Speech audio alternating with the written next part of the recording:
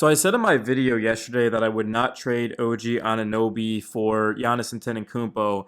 And from someone who watches every single Knicks game, the film, rewatches the games, like this is pretty much my life at this point is just watching and covering the Knicks.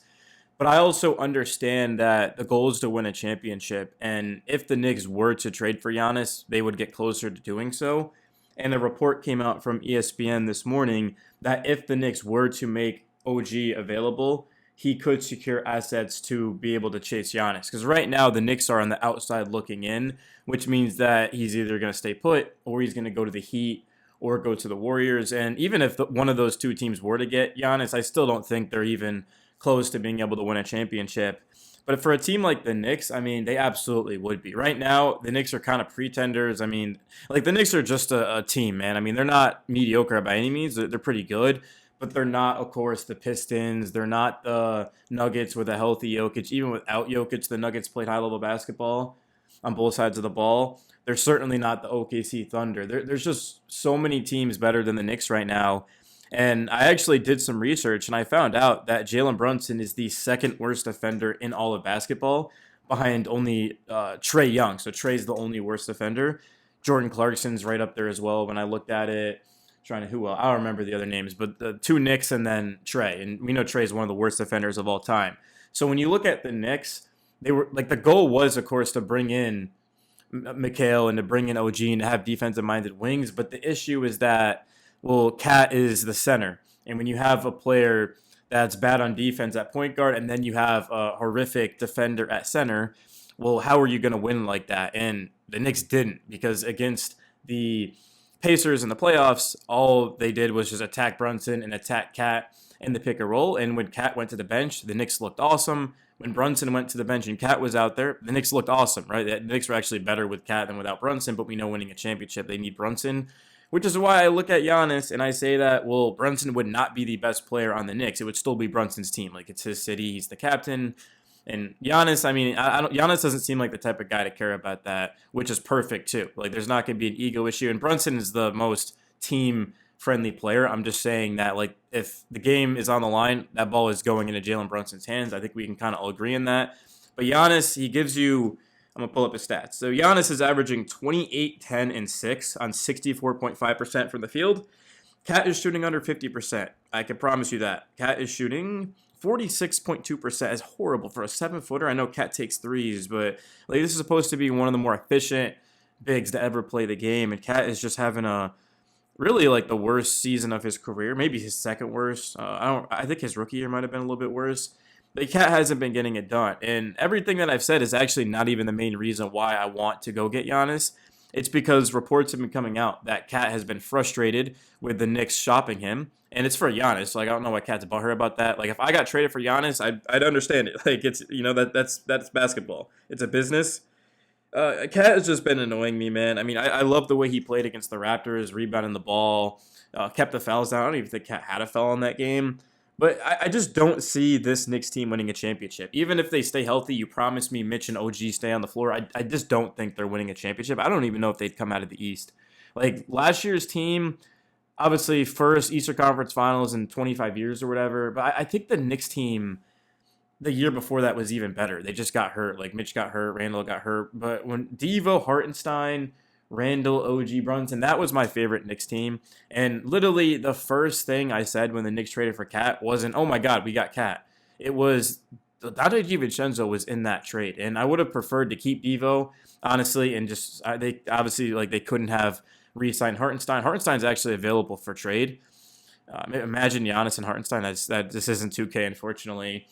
But when you look at what the Knicks starting lineup would look like with Giannis, there's no way the Knicks would trade Cat, McHale, and OG. I'd rather, to that point, I mean, I'd just rather just keep the current team. That's way too much for Giannis.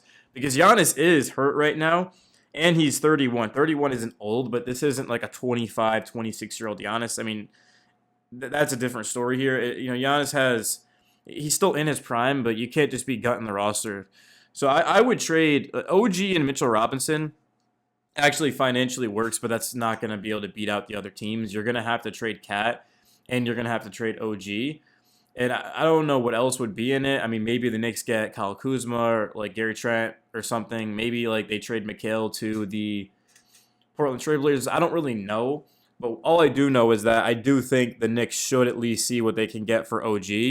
And if the Bucks are enticed by that and then Cat, I mean, go ahead and make it work. Now the Bucks have Miles Turner, so I don't know how they would have Cat and Miles Turner. It's kind of the thing. I mean, maybe the Knicks could trade Cat to Chicago and then trade OG to like the Pistons or no, actually hell no, never mind. No, not to the Pistons. He has to go to the West. The Lakers don't even really have many assets though. Imagine no, if OG went to the Pistons, we'd be screwed. I do not want to have to deal with that, man. Imagine that would be brutal. So yeah, I would trade maybe like shop OG to a team out west that would be interested, and then all of a sudden you've got the package to be able to do it. I don't think that Giannis is going to be traded though at the deadline. I mean, the deadline is February 5th. That's next week. So I'd highly doubt Giannis is going to be traded next week. I think this is going to happen in the offseason when the Heat have more picks, the Knicks have more picks, and well, everyone's going to have more to trade if I'm being real with you. And you also have to understand that the Spurs and the Rockets and the Thunder don't have any interest in Giannis. So if, let's say, one of those teams has a disappointing playoffs and now they're like, all right, we're going to go get Giannis. The Spurs now all of a sudden are the Rockets. So it doesn't make any sense for the Bucks to – actually, that's a lie. Because if the Bucks actually wait till the summer, Giannis has more leverage because he's on an expiring contract and he needs an extension. He can basically pick where he goes. So I stand corrected on that. But yeah, if you're the Knicks, I mean, if you're a Knicks fan listening right now, you should be rooting for Giannis to not be traded. Because if he is traded by next week, then he's not going to the Knicks. There's just no way that's happening. Even if the Knicks do make OG available and they have an offer on the table, or the Bucks really going to do that is kind of the thing here. So yeah, let me know your guys' thoughts on the video. It's Friday. The Knicks definitely play tonight. They didn't play yesterday. Coming off of a big win in Toronto, off of a back-to-back 4 wins in a row. Who do we play tonight? It's like the Knicks are my life. I don't know who we're playing. I'm always bad at the schedule, but Knicks schedule, ESPN, and the Knicks they are playing against the Portland Trailblazers. The Blazers, how are they looking? Last time we saw them, of course, that was a big fourth quarter clutch performance. They're 2 games under 500. This is actually an interesting game because the Blazers get to see Mikal play again, and then the Knicks get to see Drew Holiday play. And, I mean, who knows, man? But Mikal hit a game winner in Portland against the Blazers last season. That was one of my favorite games of the year. I mean, I actually was recording my reaction live when Mikal hit that, so I'll always remember that game.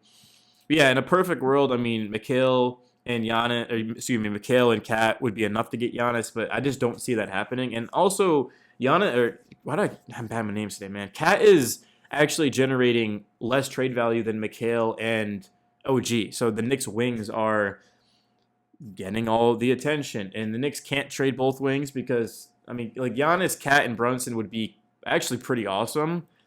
But then, I mean, there wouldn't be enough around them is kind of the thing here. I mean, they would just, I don't even know if they'd be able to beat the Pistons with that. So to me, you have to keep one of Mikal and OG, and then you still have Deuce McBride. And Deuce is going to be on the thumbnail, so it's going to be Deuce, Brunson, and Giannis. And I haven't even talked about Deuce's entire video, so that's my bad about that. But the reason why, just to kind of clarify that, is because Deuce would have to step up. He'd have to step up into a much bigger role. And probably he'd even start, if I'm being honest with you. So it depends on what the trade would be. But like even if Deuce didn't start, he'd be asked to play more minutes, and he'd have to be able to just give the Knicks even more. And he's on probably the budgetest. I don't even think that's a word, but he's on like the biggest team friendly contract in my biased opinion in the league. So like the Knicks would be asking even more out of Deuce, but I think he could do it. So if the Knicks do trade OG and Cat, I trust in Deuce McBride and maybe like Kyle Kuzma if he comes back to be able to give the Knicks big minutes. And yeah, if the Knicks get Giannis, I'll feel a lot better about them than if they don't. Like there's just no way this team is winning a championship, and we should have known that how the playoffs went last year. Like Halliburton got hurt, Tatum got hurt, but that doesn't mean that the Knicks are all of a sudden just going to win a championship. They still have to beat the team in the West, and they still have to beat the Pistons, the Cavs. Man, like I feel like we kind of own the Cavs at this point, but yeah, I'm rambling. I'll leave it at that, guys. Thank you so much. I'm out. Peace.